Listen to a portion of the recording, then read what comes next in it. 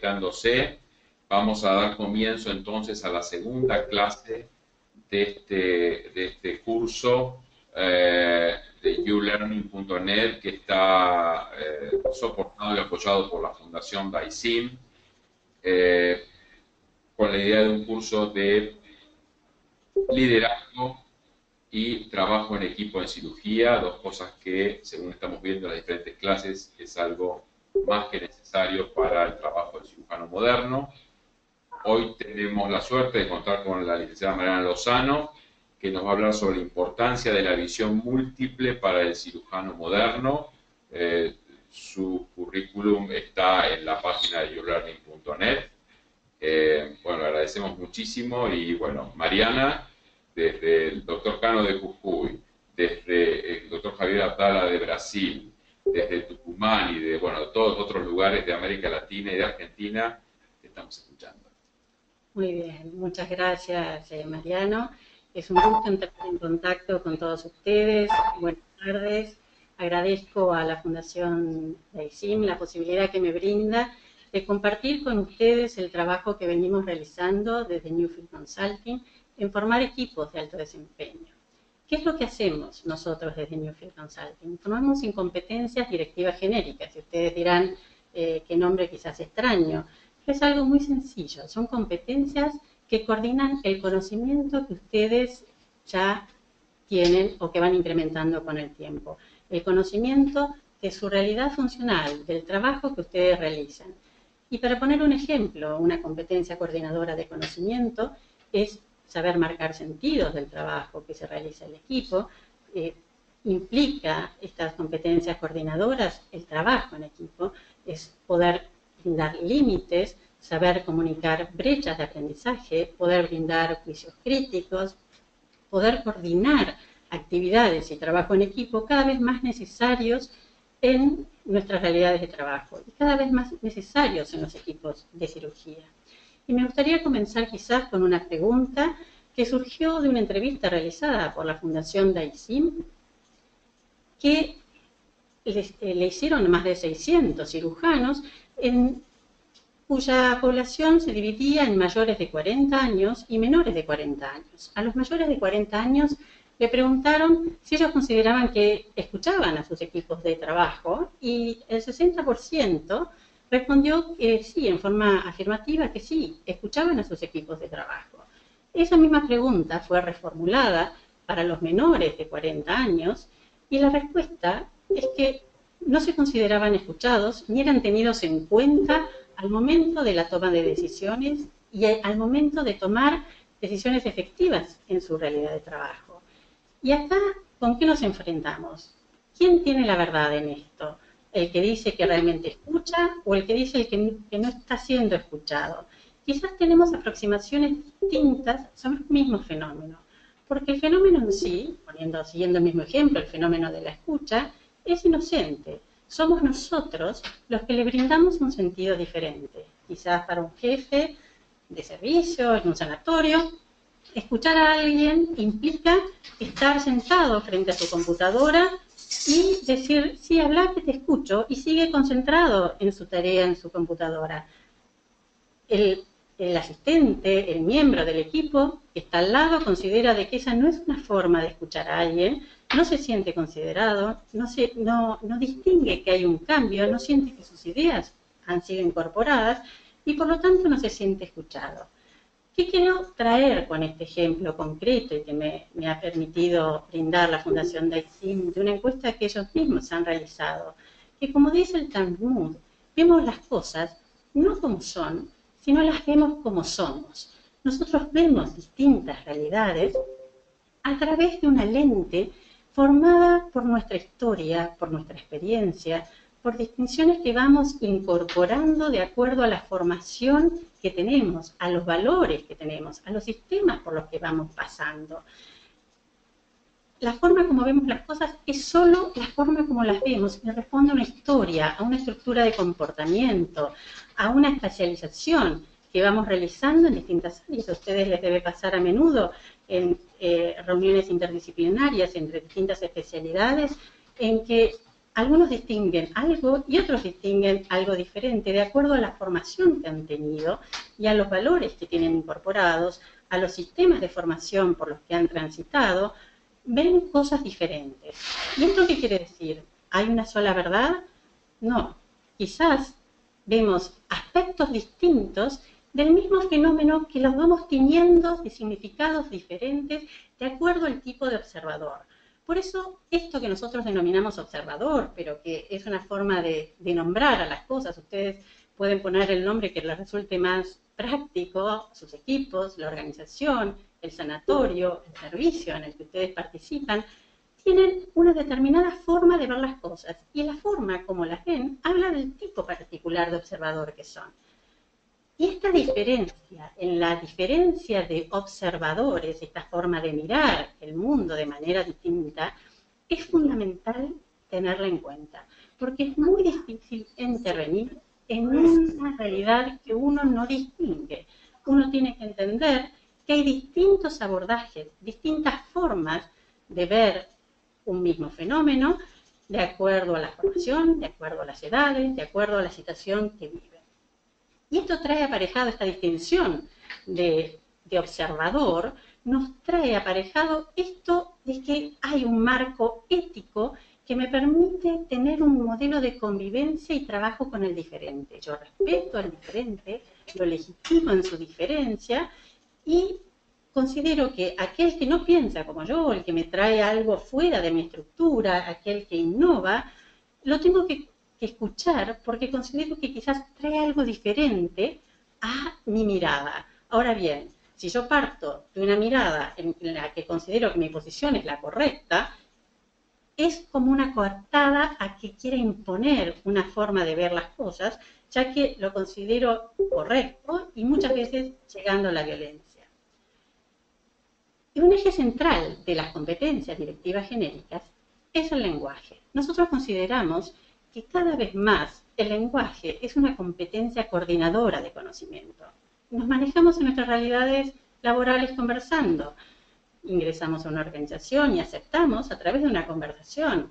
Decimos que no a una determinada situación y lo hacemos conversando.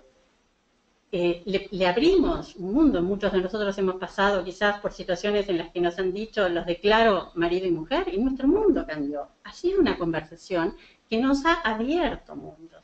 Y acá me gustaría traer a Martin Buber, que dice que los seres humanos somos seres dialógicos y vamos construyendo la realidad en la que estamos viviendo, la realidad en la que vamos trabajando a través de conversaciones con los demás, de la forma en que yo converso con mi entorno, en la forma en que yo converso con mis pares, con mis equipos de trabajo, con mis superiores, con ese contexto que lo tengo que tener en cuenta, ese mercado que yo tengo que tener en cuenta para poder llegar a los resultados que quiero lograr. También tengo conversaciones con uno mismo. Vivimos conversando con nosotros mismos, nos levantamos a la mañana y decimos, qué bien, qué bueno está el día, veo aparecer mensajes, hola a toda gente querida que voy conociendo.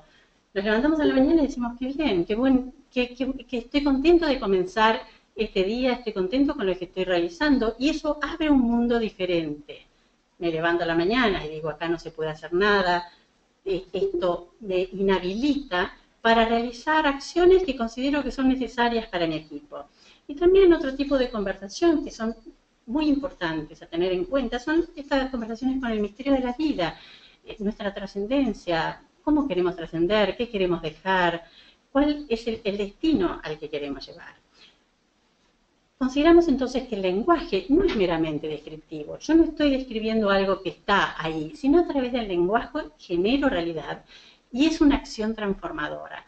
Ahora bien, nosotros consideramos que hay dos tipos de competencias esenciales en los tipos de trabajos. Las competencias técnico-funcionales, la manera que ustedes ejercen la cirugía, sus diferentes especializaciones, y las competencias conversacionales genéricas.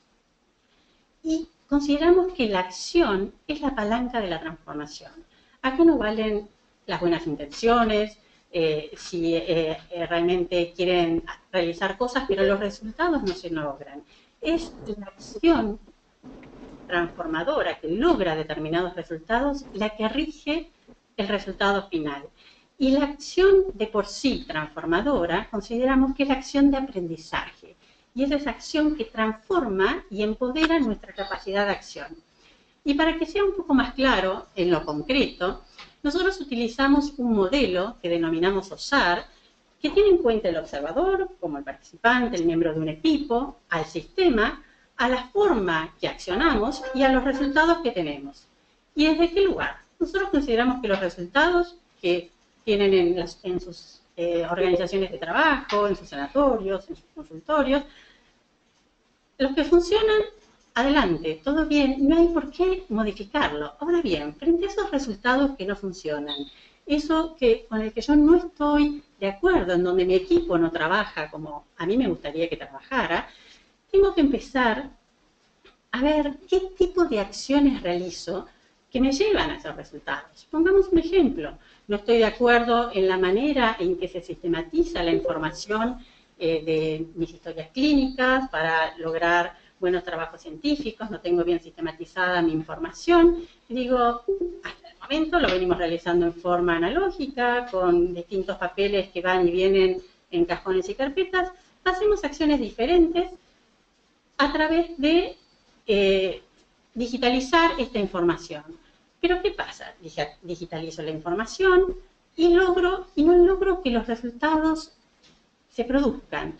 Esa información sigue sin aparecer en mi sistema, no se carga la información.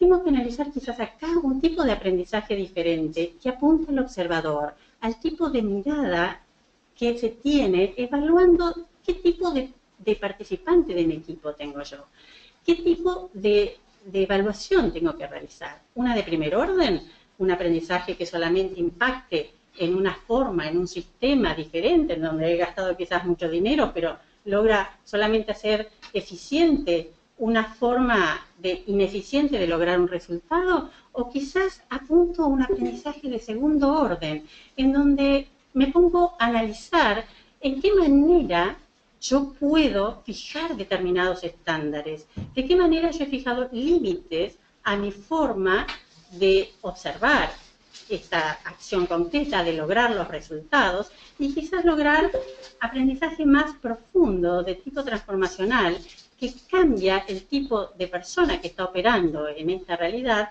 teniendo en cuenta el sistema en el que desenvuelve.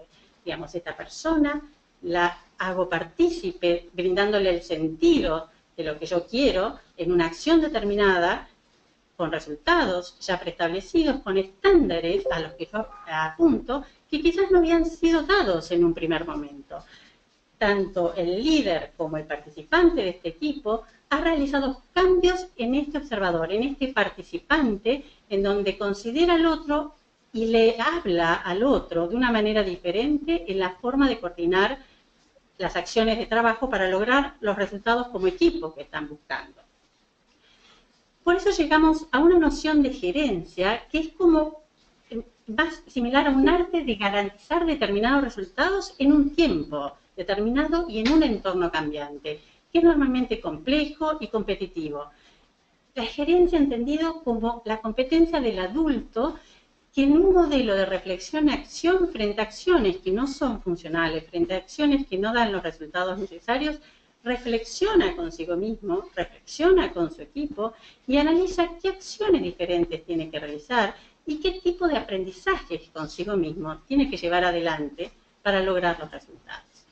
Y en este punto me gustaría traer a un autor, profesor de Harvard y del MIT, especialista en liderazgo, Warren Bennis, que hizo un trabajo muy exhaustivo en Estados Unidos, en diferentes empresas, que analizaba digamos, la calidad del trabajador de conocimiento y donde les preguntaba con qué potencial ellos consideraban que estaban trabajando. Y los distintos miembros de las distintas empresas en una población muy extensa les decía que estaban trabajando el 20% de su potencial de rendimiento. Y cuando Warren Bennis le preguntaba, pero ¿cuál es el principal obstáculo a este rendimiento como trabajador del conocimiento?, apuntaban todos al jefe. El jefe es el principal obstáculo al desempeño de la gente. Y cuando le preguntaron también cuánto sabían estos jefes sobre la expertise de su tarea, se encontró con la sorpresa que también les dijeron que quizás un 20% de la tarea que están realizando era conocida por su jefe. Con esto nos encontramos que el modelo tradicional está en crisis. ¿Y cuál es el modelo tradicional de la gestión? No se puede seguir gestionando de forma impositiva, en donde hay un modelo de capataz, en donde hay un capataz de capataz, es un gerente o un jefe, un supervisor, y luego un capataz de ese capataz del capataz. Ese modelo en donde hay una pirámide con un ápice estratégico que sabe cómo hacer las cosas, hay un saber hacer que no es considerado como relevante para el trabajador de conocimiento y no puede participar en la toma de decisiones, ya no tiene, digamos, salida hoy, no es funcional al tipo de trabajo que venimos realizando. Normalmente, el actual trabajador de conocimiento, y ustedes con los cirujanos son considerados trabajadores de conocimiento, muchas veces pueden llegar a saber más que su jefe en determinados ámbitos y los ayudan a resolver problemas para lograr en conjunto, a través de transformar el mundo con emprendimientos que quizás a ustedes como líderes no se les ocurría, o transformarse a sí mismos a través de aprendizajes que hasta el momento no lograban. ¿Y esto por qué? El modelo tradicional de gestión surge cuando el trabajo manual era preponderante. Digamos, había un mando, control, se ordenaba, supervisaba, se evaluaba, se sancionaba, se fijaba óptimos hechos en el desempeño y había un modelo impositivo, había una forma de hacer las cosas y el único rol del gerente capataz, jefe de servicio, jefe de equipo, era controlar que eso funcionara. Digamos, se sustentaba en una autoridad formal, era coercitivo. Y este rol coordinador del líder de equipo descansaba en el miedo a cometer errores y miedo a ser sancionado. Era el miedo el que coordinaba el funcionamiento del equipo. Ahora bien, ¿qué pasa con el trabajador del conocimiento?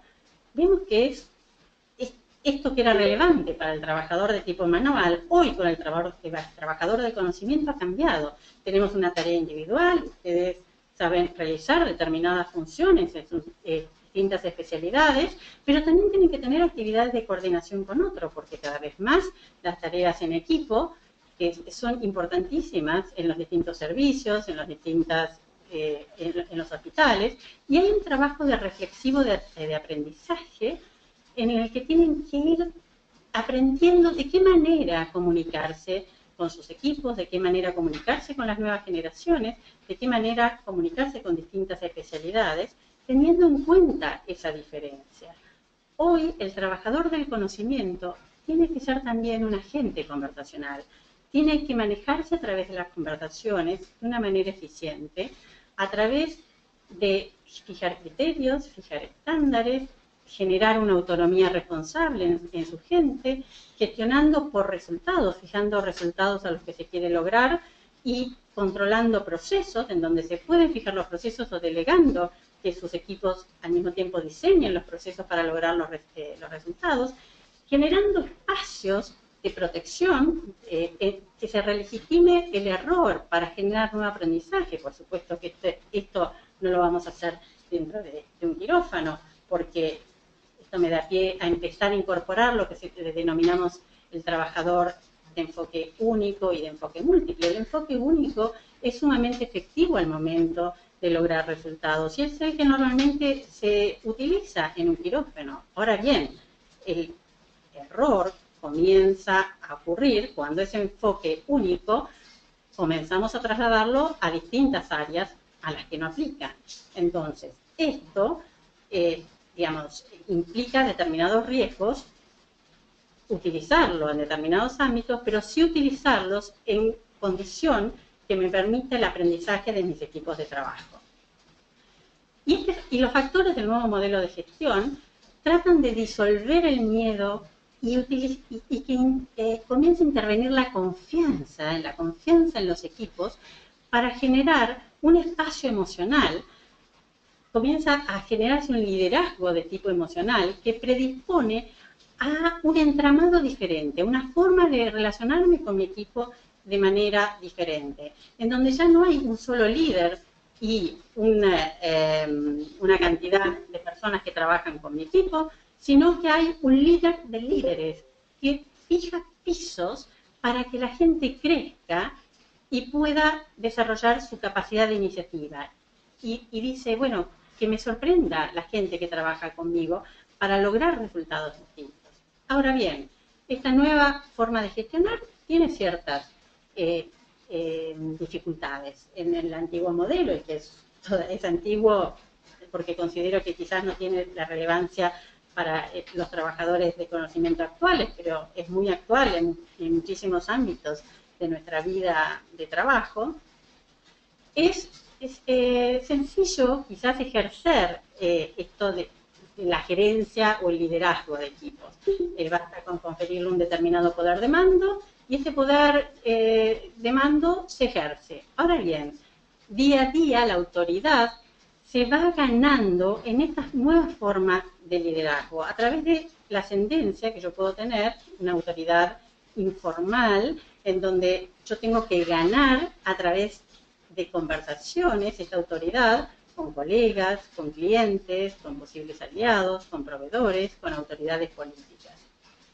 Ahora bien, normalmente no hemos sido formados en las universidades ni en los sistemas por los que hemos pasado en estas competencias de tipo conversacionales. Somos altamente incompetentes quizás en estas competencias coordinadoras del conocimiento de otros y nos cuesta llevarlas adelante porque requieren un aprendizaje profundo, requieren revernos continuamente y como propone D. Hoc, que es el fundador de Visa Internacional, quizás digamos un gran emprendimiento, comienza a ser importante la gerencia de uno mismo. En la mayor parte del tiempo es importante dedicarla para uno para poder prepararse a estos nuevos desafíos. ¿Y por qué decimos esto? Porque quizás podemos hacer un listado importante de competencias o de cosas que yo sé que sé. También puedo hacer un listado muy importante de lo que sé que no sé. Ahora bien, lo que no sé es infinito. Tenemos una ceguera cognitiva de un mundo infinito de aspectos que no sé. Y consideramos que este tema de la visión múltiple, esta apertura a través del diálogo, de la conversación con un otro, me permite distinguir eso que no sé, para poder comunicarme desde la diferencia. Y acá nos gustaría hacer como una salvedad en dividir a esto que hemos denominado observador, que son estos líderes de equipo, estos miembros del equipo, en dos tipos de enfoque y modalidades de alineamiento. Tenemos uno de enfoque único, que es un observador que va por la vida y dice, acá tengo una forma de ver las cosas y es la única y es el mejor modo de llevarlo adelante. Y las acciones que normalmente lleva a cabo son las de imponer su punto de vista. Ahora bien, consideramos que el observador de enfoque múltiple es aquel que dice, este es un punto de vista, no es el único ni el mejor, es mi punto de vista y lo comparto con otros y comprendo la diferencia. Con esto, ¿qué queremos decir? El enfoque único y el enfoque múltiple no es uno mejor que otro, sino que tienen que estar conviviendo en la misma realidad de trabajo. ¿Cuáles son las características del enfoque único? La tarea del enfoque único es que los demás acepten mi enfoque, convenciendo o convenzo con todo tipo de argumentos, informes, quizás hasta cuadros estadísticos sobre por qué mi punto de vista es el mejor.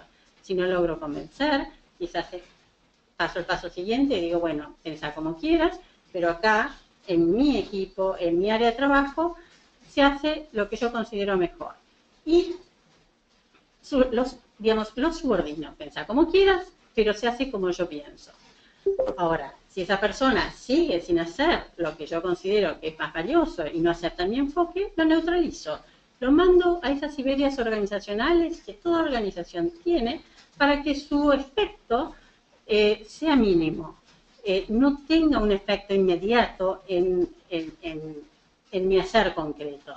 Todos sabemos que hay Siberias organizacionales, pero ¿qué pasa? Muchas veces, hasta en esas Siberias organizacionales, esas personas también pueden ser un estorbo a este observador de enfoque único y lo tratan de eliminar. Hay distintas formas de eliminar, ¿no? En donde se lo puede sacar de la organización o generar campañas de desprestigio, distintas formas de eliminar.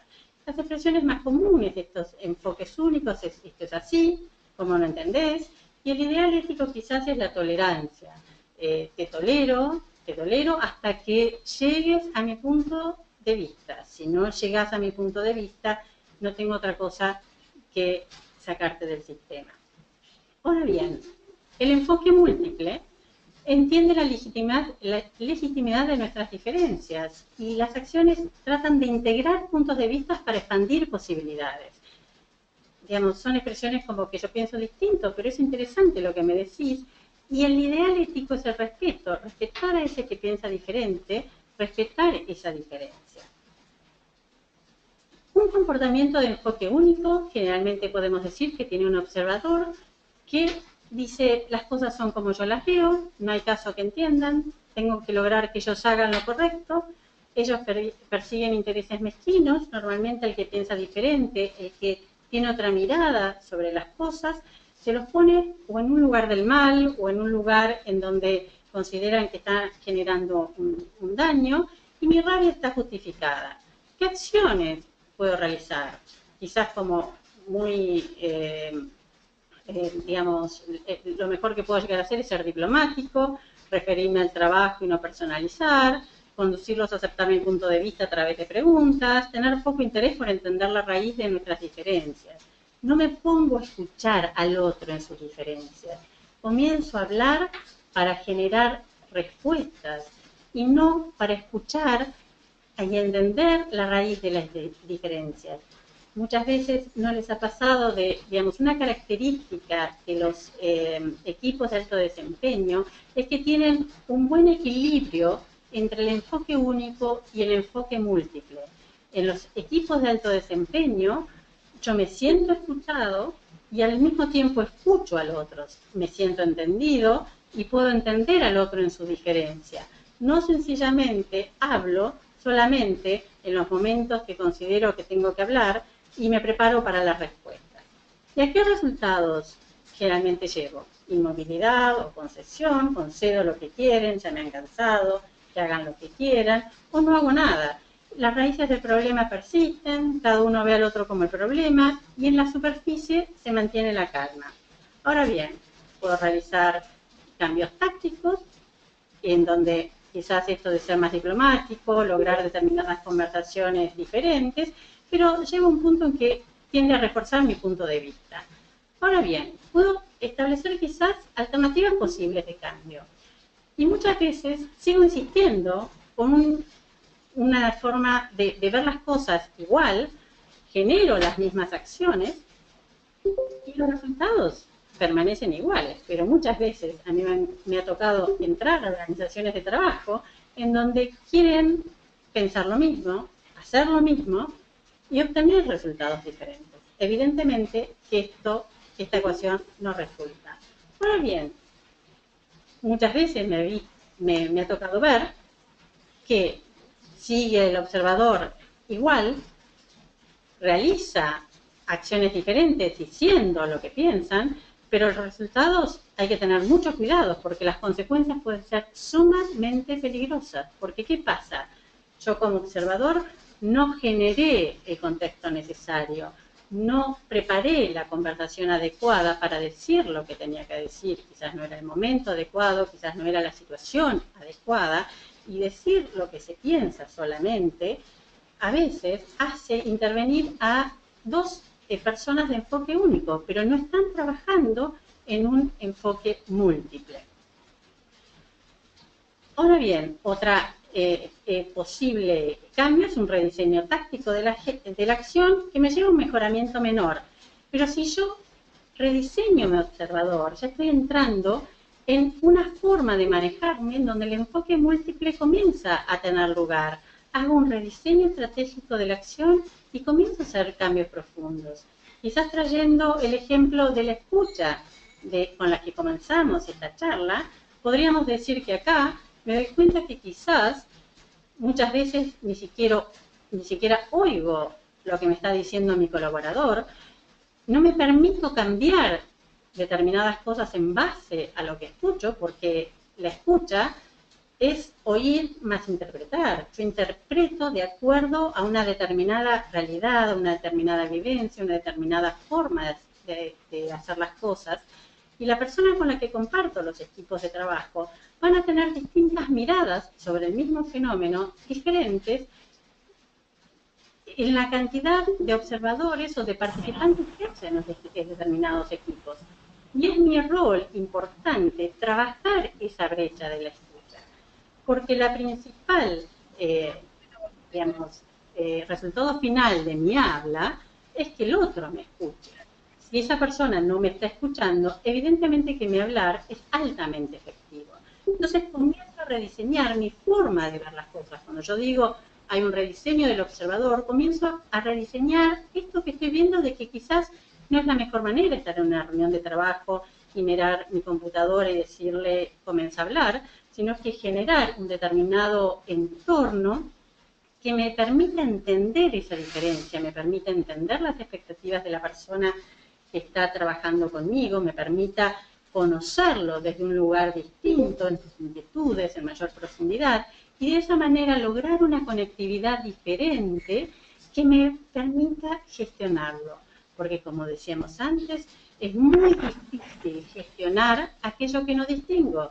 Si yo no distingo la gente con la que yo trabajo, si yo no distingo los pares con los que estoy trabajando, y distinguir todos los elementos, ya sea su potencial como sus altos elementos de gran riesgo que puede llegar a tener para lograr el resultado final al que yo busco. Si yo no los tengo en cuenta, difícilmente voy a poder gestionar. Y generalmente los equipos de alto desempeño son aquellos en donde hay un equilibrio entre mi forma de proponer y de indagar. Yo propongo y cuando yo propongo hablo para ser escuchado. Llevo una mirada sobre las cosas, planteo mis inquietudes, doy a conocer la forma como observo determinada situación y los cursos de acción que yo considero adecuados. Cuando yo indago, hablo para escuchar, para hablar con el otro, para que el otro revele sus inquietudes y dé a conocer su forma de observar la situación y los cursos de acción que considera más adecuados. Si yo hago una combinación a través de una matriz entre esto, de mis formas de proponer e indagar desde un enfoque único y un enfoque múltiple, podemos llegar a ver que si yo propongo desde un enfoque único, hablo solamente para imponer mi punto de vista. Si yo propongo desde un enfoque múltiple, hablo para mostrar mi punto de vista como uno más de los posibles. Considero que el mío es sumamente poderoso, pero me abro a escuchar otras miradas sobre lo que propongo.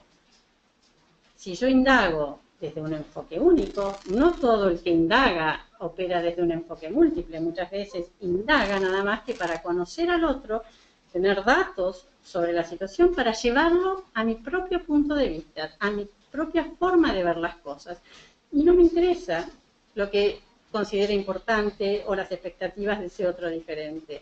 Ahora bien, si yo indago desde un enfoque múltiple, indago para comprender mejor y acercarme al punto de vista del otro. Para finalizar, digamos, esto que hemos hablado en forma quizás muy rápida y sucinta, tiene una importancia fundamental.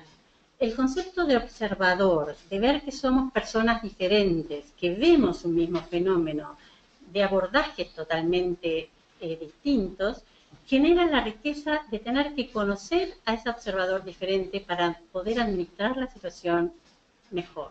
No existe una única realidad inmutable, ya que, digamos, la vamos construyendo con nuestra forma de hablar, con nuestras interpretaciones, con nuestra capacidad de acción. Y tendremos tantas realidades como observadores haya. La acción es central en este abordaje. La acción es como una palanca de cambio. En la medida que yo actúo distinto, transformo la realidad en la que me desempeño. Si yo no actúo de una forma diferente, muy difícilmente voy a tener un cambio en la realidad en la que me desempeño. Finalmente, la visión múltiple permite generar equipo, permite generar ese entramado de considerar las diferencias. Es el entramado comunitario que me permite una determinada conectividad para lograr un equipo de alto desempeño. El enfoque múltiple permite construir equipos de alto desempeño a través de la acción de aprendizaje, tanto en mí como en los miembros del equipo que lidero. Ahora vamos a abrir... Sí, a preguntas y a reflexiones y a discusión. Muchas gracias. Mariana, vos, por favor, a través del chat, o quien quiera hacer alguna pregunta viva voz también, levanta la mano, esa manito que está en el chat, y le daríamos audio. Mariana, vos decís en esta conclusión, la primera, dice la importancia del concepto de observador y que no existe una realidad inmutable. Pero, por ejemplo, yo te voy a decir que hay un juicio, yo te puedo decir que es inmutable, que fumar es malo para la salud. Lo que ocurre es que no se, digamos, podemos decir que en la década del 40 o del 50 no se distinguía que el fumar era perjudicial a la salud.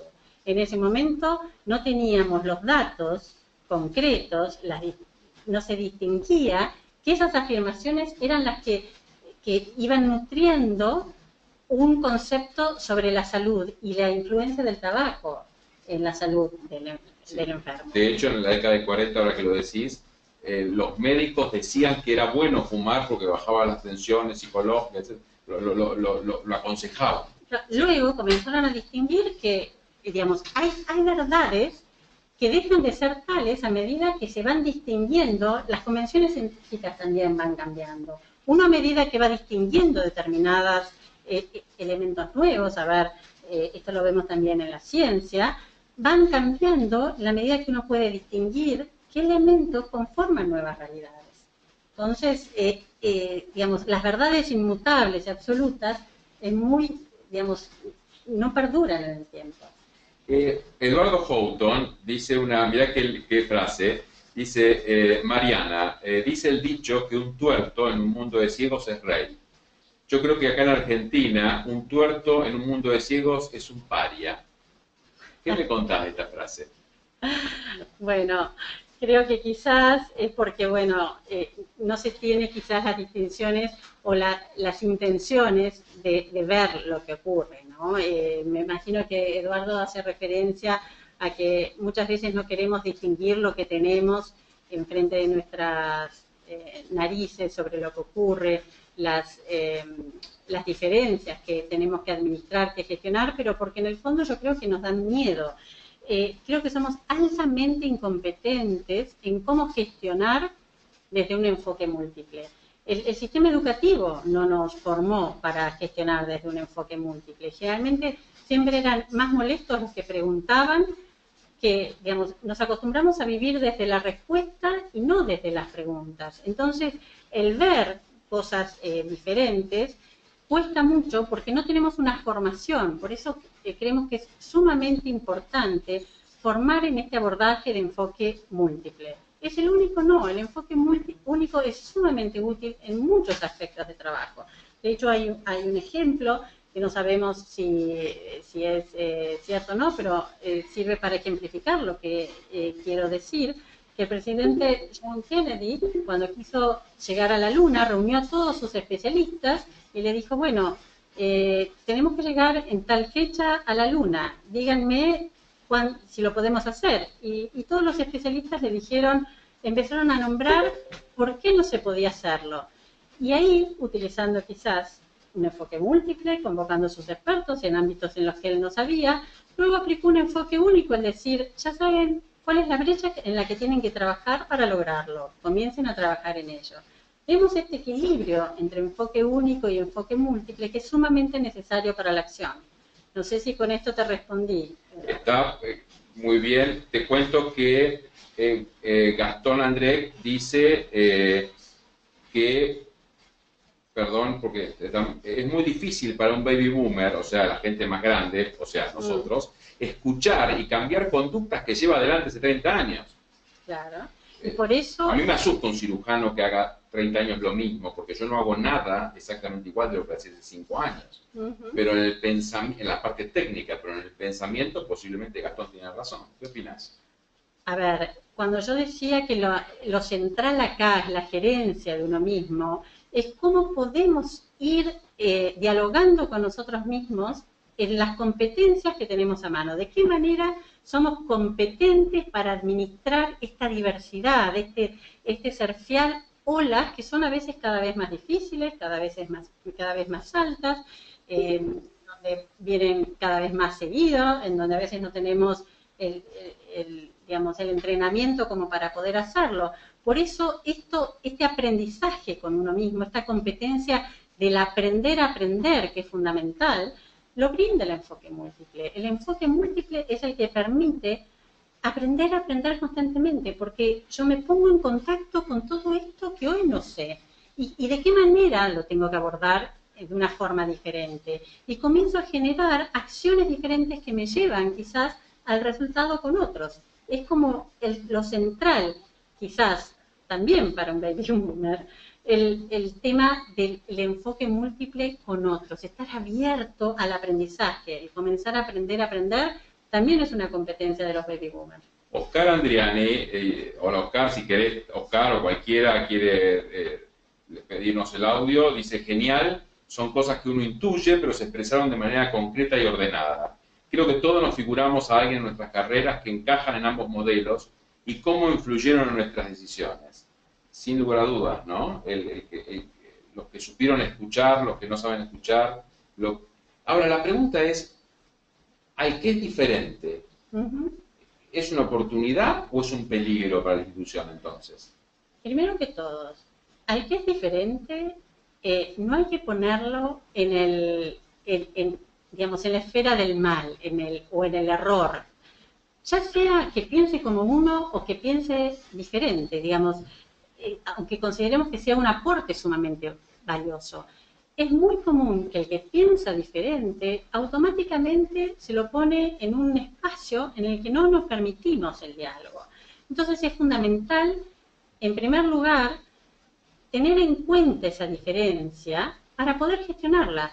Diferencia que puedo compartir o no. Que yo la escuche, que yo la tenga en cuenta, no significa necesariamente que la comparta, ni que vaya a hacer lo que esa persona me dice.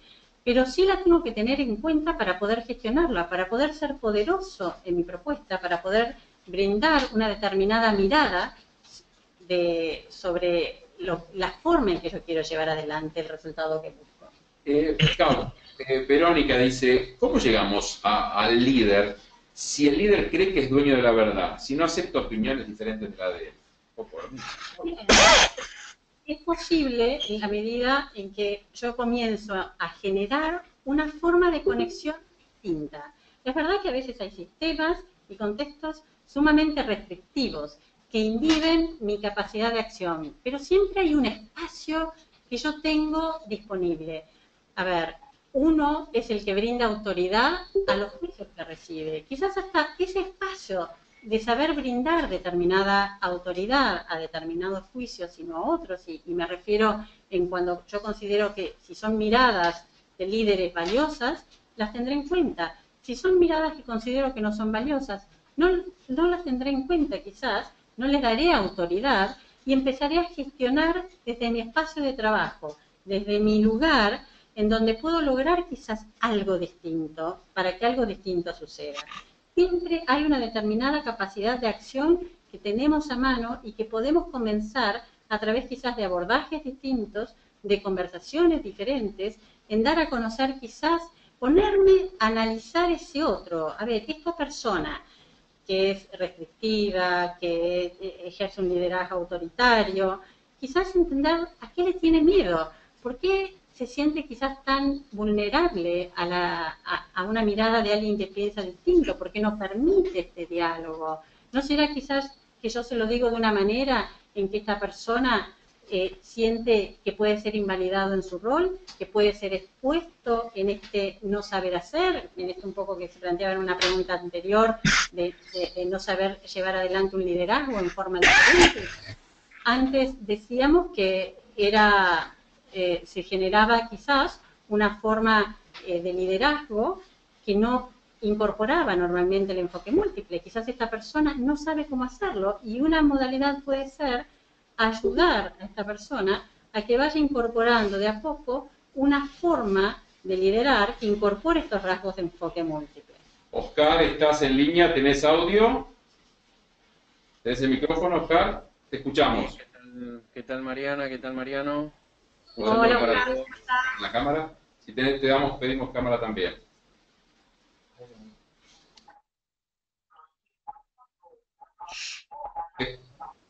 Te escuchamos, Oscar. Bueno, realmente como escribí me parece fantástica el resumen que hizo Mariana de este tema, me parece importantísimo. Creo que no solo es importante para la organización de un equipo, sino para trabajar de manera interdisciplinaria, trabajar con otros equipos, no solo de vuelta para organizar su propio team de trabajo, sino también para poder interactuar con equipos de otras disciplinas que son tan importantes en este momento, poder trabajar con gente de imágenes, con oncólogos, con intensivistas. Por lo tanto, creo que no solo hay que abrir la cabeza para poder armar un buen equipo que funcione bien, en armonía, sino también para poder interactuar con otros equipos que son tan importantes para nuestra tarea. Ahora, yo creo que tampoco es un modelo o el otro, yo creo que va a depender un poco, hay situaciones donde uno tiene que utilizar un modelo y otras en las cuales tiene que utilizar el otro. Creo que la visión múltiple es el patrón para poder trabajar, pero que hay veces o situaciones que imponen de alguna manera cierta verticalidad, sin ser autoritarios, pero creo que hay que tener firmeza a veces en algunas tomas de decisiones. Y yo creo que también quería preguntarle a Mariana su opinión, que muchas veces no es que el otro piense diferente, sino que actúe diferente. Cuando uno actúa diferente, ¿cuál es el consejo para poder armonizar en un equipo de trabajo? Muchas gracias. Mariano.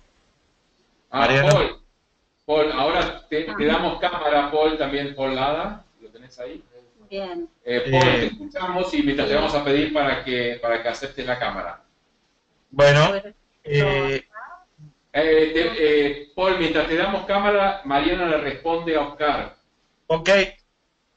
Bien, creo que tu pregunta es muy acertada, porque es verdad, alguien puede pensar diferente, pero no acciona en forma diferente. Ahora, frente a las personas que accionan en forma diferente a lo que nosotros pensamos, quizás hay un elemento acá fundamental en donde uno comienza a compartir criterios, sentido de lo que hace, porque normalmente estamos como muy enfocados a la acción. A ver, generalmente somos hombres y mujeres de acción enfocados al hacer, y poco tiempo a veces nos damos a la construcción de una relación, a la construcción de un vínculo que nos conecte, ¿no? Entonces, yo creo que frente a las personas que accionan diferente, muchas veces es preguntarse cuál es el sentido que buscan, porque quizás el sentido que buscan tanto uno como otro muchas veces es similar, a través de acciones diferentes, pero que traen quizás costos y resultados. Y ahí sí yo me iría a las acciones y a los costos y resultados que traen las determinadas acciones diferentes, en donde yo, si legitimo ese accionar diferente, puedo llegar a diseñar algo nuevo, que no sea ni la forma de accionar de esta persona del equipo, que quizás tampoco sea mi forma de accionar. Esto desde un enfoque múltiple. Ahora bien, si nos encontramos frente a enfoques únicos, muchas veces hay ciertas declaraciones o de basta a determinadas situaciones en las que nos sentimos invalidados, no legitimados, no tenidos en cuenta, que son necesarias para generar espacios nuevos. Digamos, si el límite, yo creo que del enfoque múltiple, es un límite ético en donde yo no me siento legitimado y me siento invalidado en mi forma de ser, en mi forma de accionar. No sé si te respondí, Oscar. Porque yo lo que veo es que los cirujanos nos formamos en el quirófano, y en el quirófano es algo de enfoque único. O sea, vos imaginate, a ver qué opinan, cortamos esta arteria y todos opinan, y sería un peligrosísimo. Entonces, es claramente el cirujano maneja un enfoque único. Pero yo lo que estoy viendo es que como no funciona el quirófano, lo queremos usar afuera del quirófano. Y ahí es donde metemos la pata. Totalmente, pero quizás yo apuntaba a la pregunta en donde, claro, se acciona diferente, y si distinguen que están aplicando un enfoque único y que no era necesario, todo bien. Sí. Ahora, pueden distinguir que están aplicando un enfoque único y lo siguen manteniendo. Entonces, a eso me refería, de que cuando son enfoques únicos que llegan a un punto de confrontación, bueno, lleva un límite en donde hay ciertas declaraciones de basta a determinadas situaciones que atentan hasta muchas veces con la dignidad de las personas. Paul, te escuchamos. Muchas gracias. Mariana, te felicito por la excelente conferencia. La verdad que he podido disfrutar nuevos conceptos. Coincido con el enfoque múltiple. Creo que el problema es tener el pensamiento en blanco del jefe o de los baby boomers especialmente. Y es un aprendizaje del jefe, además de la gente a cargo. Primero, me parece que ese es el punto clave. Sin duda ya Oscar dejó entrever algo, que hay situaciones en que en estas diferentes aperturas que uno hace, hay situaciones donde en algún momento el jefe lamentablemente tiene que tomar la determinación, y Oscar lo dejó ver diciendo el verticalismo. Yo lo llamo democracia dirigida, porque la dirijo yo, en ese sentido de un poco poner un poco de paño frío a todas las situaciones que se dan. Creo que para mí la situación es que es el jefe, el baby boomer, el que tiene que cambiar y tener pensamiento en blanco para lograr dirigir a todos, a todo su equipo. Yo te agradezco esta pequeña charla porque me ha permitido ver y coincidir con este enfoque múltiple, porque no solamente se da en las situaciones del cirujano, sino con respecto a los demás colegas en una situación, en un hospital, en una clínica, etcétera, etcétera. Y creo que la forma de interactuar es de esa forma. Por otro lado, me parece a mí, Mariana, que esto nos permitirá, en general, a los que tenemos grupos a cargo, ser más, tener una apertura mayor en relación a la parte intelectual. Coincido con lo que dice Mariano Jiménez, que a veces la situación dentro del quirófano toma uno la decisión, pero así mismo no lo toma uno cuando opera, sino también la toma cuando uno ayuda a un residente o a un colega, donde él le permite desarrollar esta gestión, digamos, en forma de que sea en trabajo en equipo y donde esta gestión de trabajo sea lo mejor posible. Agradezco nuevamente tu conferencia, Mariana. La verdad que he podido disfrutar de estos conceptos nuevos y estoy a su disposición. Te agradezco, Paul, y quizás me gustaría introducir un elemento que yo creo que es central en un líder, y bueno, si vos decís un líder baby boomer, que es brindar el criterio, el sentido de lo que se hace. Ese es el rol fundamental de un líder.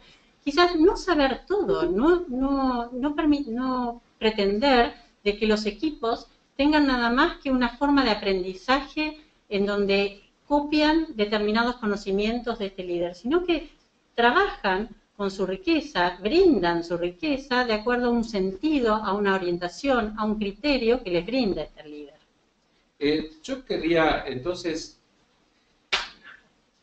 uno podría decir que los jóvenes están culturalmente más predispuestos a un enfoque múltiple y que los que no somos tan jóvenes estamos predispuestos a un enfoque único y somos que tal vez los que más tendríamos que cambiar.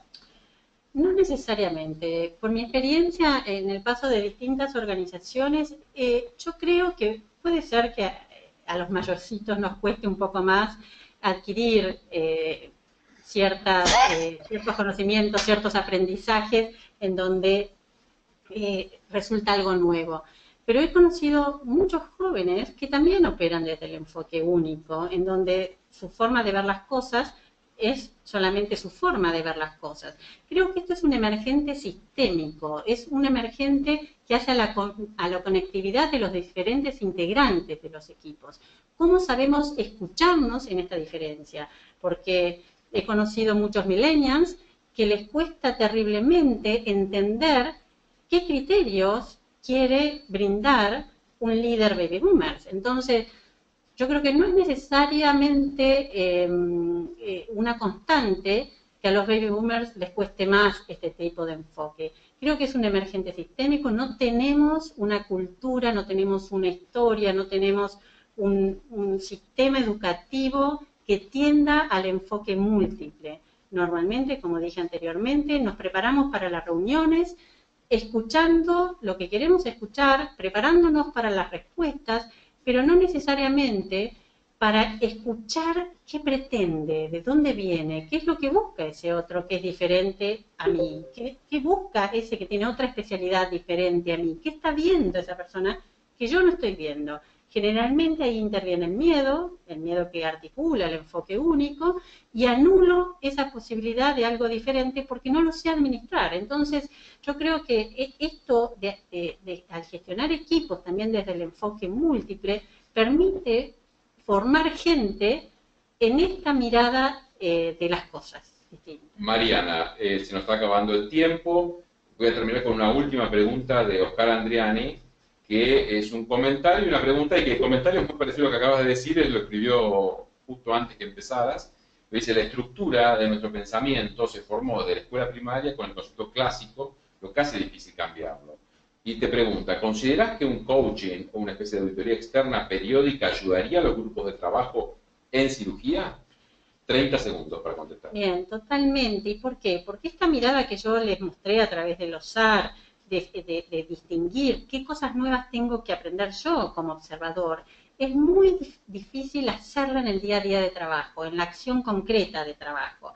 Necesito espacios de reflexión que me saquen de mi día a día para rediseñar y verme en esos espacios que no sé, porque tengo cegueras cognitivas en donde no puedo distinguir qué es lo que está pasando, no puedo distinguir qué está pasando en el sistema y no puedo distinguir qué me está pasando que no puedo resolver determinadas situaciones. ¿La culpa está en los demás? ¿Está en uno o no está en nadie?